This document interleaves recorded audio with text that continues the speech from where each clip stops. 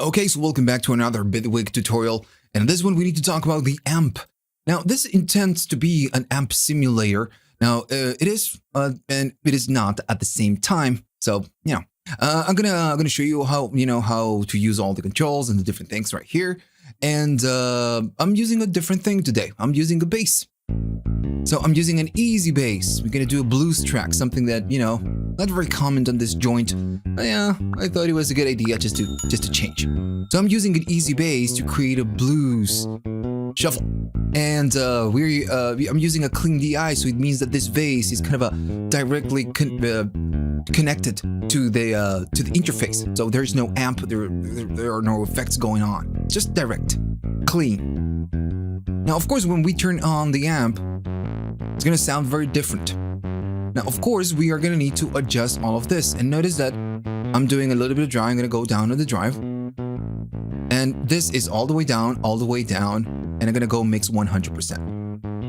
So, of course, you have the input right here, and this is the first part. So the input is, how it sounds whenever it enters to the amplifier. And this is something that you can, maybe you can relate to if you have a pedal. You're going through an amp and you put an EQ pedal. So that EQ, of course, is going to change how the amp behaves because, of course, the sound changes. So I'm going to go and do something like that.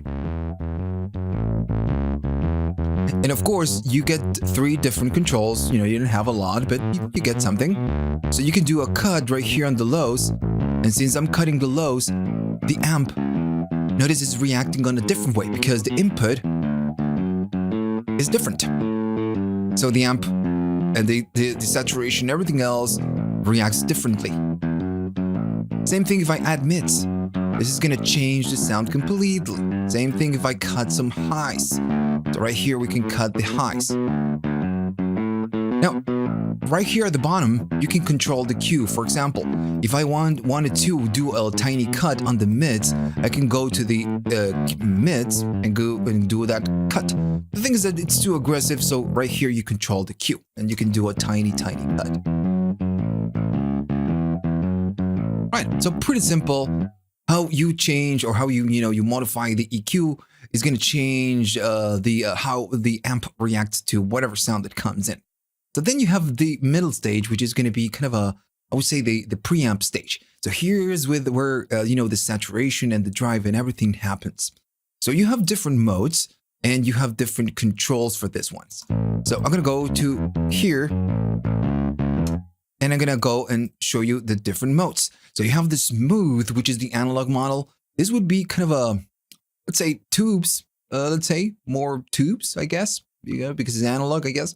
Then you have the class A, class B, that you have tubes, amplifiers that are class A or class AB, but these are transistors. So it means that they don't have tubes. And they're just a bit more kind of pristine. They're a bit more clear. The analog is just a bit more kind of a vintage. We'll say vintage. And then you have all the other types of saturations, or other types of amps, and they are just, a bit different. So I'm going to go and just show you. I'm going to go to the smooth and notice that we get, I want to say nasty saturation, but everything is kind of I wouldn't say glued, but it sounds different, right? It's just, and if I go to the class A, we get a bit more clarity. Now, then you have something else, and I'm going to show you the item help. Right here, I know this is confusing, but I'm going to make it easy for you. You have the vias and the sag, and this is something that you get on amps. And I'm telling all of this because I own like 5 or 6 tube amps, and I need to, know this. So you have the vias and the sag, and this is something that you can adjust, or you shouldn't, because you might kill or you damage your amp. You need to take it to someone that knows. So you get the bias, and right here it says the amount of symmetry and the clipping stage. So the bias has to do with the amount of drive or the how the amplifier is gonna clip.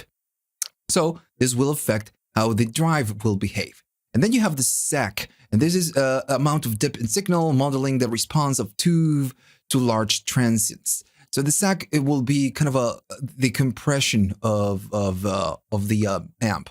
And it depends on the simulator, because this is a simulator, the sac works in a different way. I've got a helix, you know, the line 6 helix, and the sac works in a very different way. It's just a different way. Now, of course, you don't modify this, you don't have these controls on normal amplifiers. These are way within the board, you know, inside the amp. You just don't mess with them. The technician is going to mess with them and adjust them to, you know, maybe whatever they think is good. So, okay, so I'm going to go right here and notice that if I start changing maybe the bias, it's going to start sounding a lot different. Notice it goes bigger. It's a bit narrower. And I'm going to go to the class A or maybe class AB because it's a bit more pristine. Notice it's super narrow and we are getting more clarity, just more bass. Sounds more like an amp. So the bias on a real amp, it will be adjusted to somewhere around here, not here. Right here, if you get an amp that sounds like this, it means that you need to adjust the bias, take it to a service. And then again, this one is going to be the amount of compression in this simulator. So notice that you have a signal. So this means that if the signal is clipping and how it's clipping. Right here, we don't do much. Let's start over. Right here, you know, it shows you how much it's clipping. Now, of course, if you do a lot, notice that the bass sounds a little bit more compressed, which might be a good thing. And then, of course, you have the drive stage. If you don't do anything, you're pretty much disabling all of this. But if you go up, you can go up to, you know, having a lot of drive, which is not crazy, but you get some drive. Okay. So this is going to control the kind of the preamp stage, how the saturation. Now, of course, then in an amplifier, you have some controls to adjust the EQing. So this would be the EQing. What happens, you know, post the preamp, after the preamp. And of course, this is how the sound comes out. So if I change it, it's just an EQ. It's just cutting everything that happens after here. Same thing right there. So if this is a bass, I'm going to go maybe cut a little bit of the lows and do a little bit of bump right there so I could get a bit more bass. And then the same, maybe I'm going to cut a little bit of the highs, something like that. You get the same controls that you get on the input EQ. Now, of course, on the real amp kind of a world, you can plug your guitar or your bass directly to the amplifier, and then the amplifier is not going directly to the interface. It goes through a cabinet, right? You know, just a cabinet. And the cabinet is the if you don't know, if you have no idea, if you know, I'm just saying, dude, I know. It's like the box that goes below the amplifier that has the speakers. That's the cabinet. And the cabinet, it's very important. The cabinet is like 50% of the sound that comes out of the amplifier. The amplifier is very important. It gives you the tone, the colors, how it sounds. But then the cabinet and the speakers, the different speakers, are going to change the sound radically. So right here, you get the cabinet. So I'm going to go to mix of 100%. And notice that the sound changes already. Changes by a lot. And this sounds like an amp directly with no cabinet or no impulse response. When I go mix 100%, we are getting the sound of the cabinet. This is the simulation. This is the bass, the amplifier, and then the cabinet. Now, whenever you have different types right here, and this would be different types of speakers. And as I change this, it's gonna just kind of change the sound. Now, notice that nothing is happening, and it's because this works with the color. Notice that they have the same color. This is a blend control, and I'm gonna go all the way. Because if I change the cabinet, notice that the sound changes. How important is the cabinet, right? It's very important.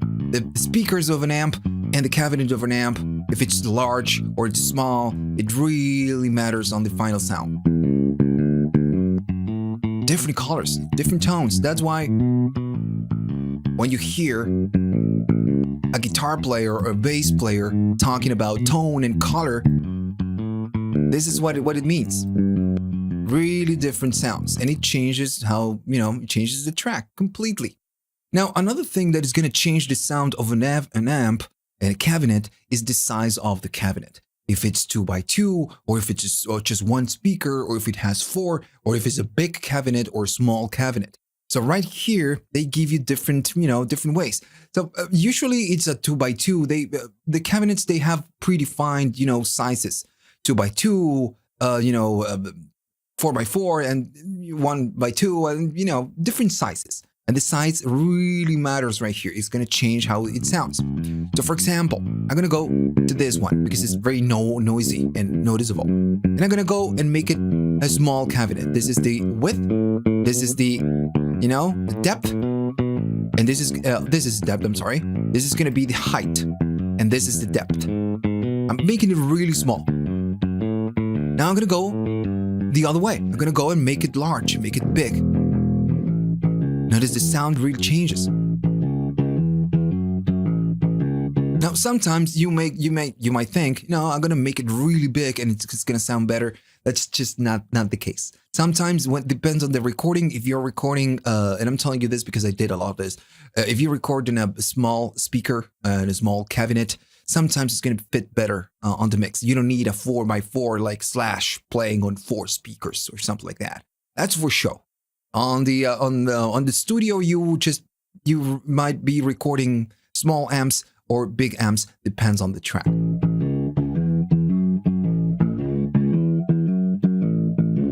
All right, so then you have the resonance, which is going to be, of course, the reflections. Now, the cabinet is a box, and it has a space inside, and it depends if it's open back or closed back. So at the same time, whenever you record it, that amp has the cabinet has some reflections. And this is gonna it's gonna be something like this. Of course, this is a simulated. But notice that we get kind of a more noisy sound.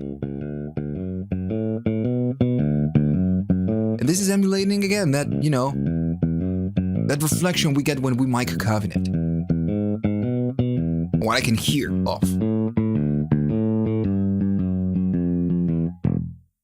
Okay, so that's it. Right here, you change the cabinet, which is changed the sound radically, and you have the output stage, the EQ, the preamp stage, and the input. And it sounds, like a bass amp. It really sounds like a bass amp. Okay, right here, notice that the reflections and the size of the cabinet are affecting a little bit of the sound, so you might change this a little bit.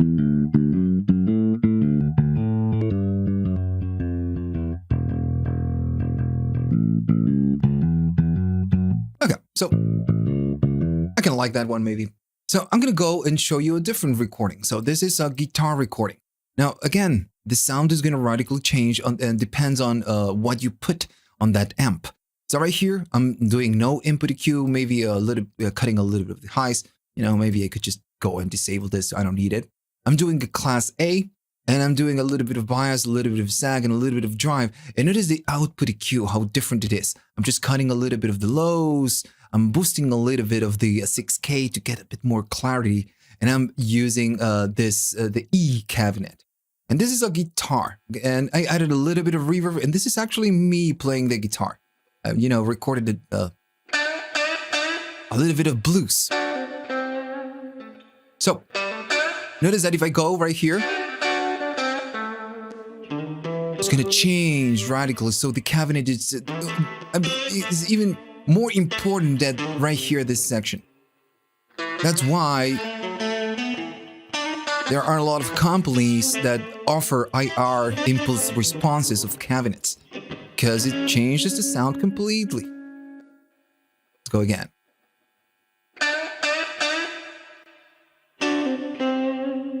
I kind of like that vibe. So what I did, just to show you how this works with and without, I'm going to go right here, and I did Superior Drummer, which is, this is going to be, this is actually drum simulator. Now, the bass is maybe a little bit too much. I'm going to go down on the gain and maybe change. I like that a little bit more. Notice how important the cabinet is. And then I'm gonna be, just gonna play the guitar and see how it sounds. And it sounds okay. Without the amp, it sounds like guitar direct.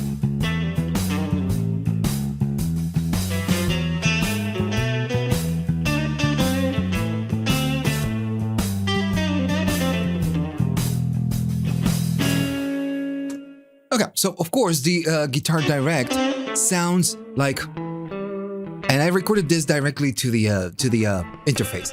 Nothing special. And it sounds like that. And this is giving me that amp vibe. Now, maybe you're wondering yourself, you're asking yourself, is this better than IKEA Multimedia Amplitude, or it's not better. It's just different. It's something that you get to add a little bit of saturation and coloration to your sound. So if you're using this on a synth or maybe a sample bass or something like that, this will add coloration. It's going to change the color and do a little bit of saturation with the drive if you want, or maybe you can crank it. Okay, so let me go back to the bass. Now, you have an option right here called cabinet reverse. So this is what it will do. It will invert the phase of the simulation. Now, it depends on the sound, depends on the bass, and depends on the cabinet. It's just gonna make it sound a little bit different. And again, all of this is just a simulation. In real life, it just doesn't sound like that whenever you revert the bass. But that's fine. It has different vibes, Let me just try it on the guitar and see what happens. Almost there.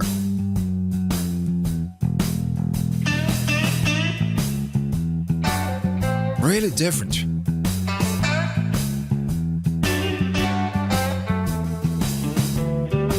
All right.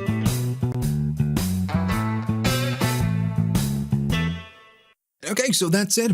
Now, remember, even though this is an amp simulation kind of a device, it doesn't mean that you cannot use it on some cowbells or maybe using on some snare. This gives you coloration and a little bit of saturation, and the type right here is going to, again, change how it reacts. So you can use it as, just like a normal saturation device. Like you use the saturator or you use the distortion. And it gives you a really, really cool effect. This is something that you could use on synths, for example, and it's gonna, just give you a different color and a different vibe. You need to try it. So now that you know how everything works and how you can change the characteristics of the pre and then output EQ and the cabinet change the color. Now that you know all of this, it's something that you need to try whenever you want to add a little bit of color or you want to add a little bit of saturation. It's just a must. All right, so that's it. Now that you know that the amp comes from the same family of the saturator and maybe the distortion one. Now you're not going to skip this one because it is an amp simulator, but you can use it for different things, for synth or cowbell or maybe a snare, just to add a little bit of color, a little bit of saturation, a little bit of that. It's just a very useful device to have. All right, so hopefully you learned something. Remember to like and subscribe, and just see you on the next one.